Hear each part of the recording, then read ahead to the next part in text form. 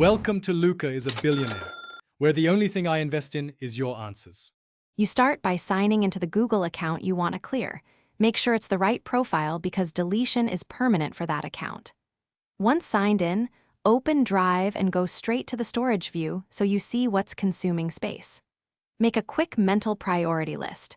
Large videos, old backups, shared folders you no longer need. Now you're ready to act. Select large files first because they free the most space quickly, and avoid touching system or synced folders unless you intend to remove them.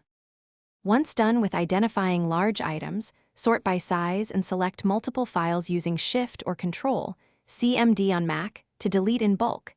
This saves time versus one by one. For shared files, make sure you own them before deleting or ask the owner to remove access. Otherwise, remove your copy or unshare. Also check Google Photos and device backups. Delete obsolete backups and app data. Disconnect unused third-party apps from Google account to stop future consumption. These actions reduce space now and prevent reaccumulation.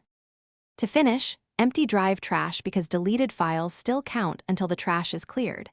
Then recheck the storage dashboard to confirm space was reclaimed. If your quota didn't drop, inspect Gmail and Google Photos for large attachments or synced high-resolution images and remove or compress them. If files reappear or syncing fails, pause and resume backup and sync or sign out and reauthorize the account. This forces a clean sync. One tip: check storage for apps data and revoke unused apps to stop hidden consumption. Thanks for watching and please subscribe. It's the best investment you'll ever make.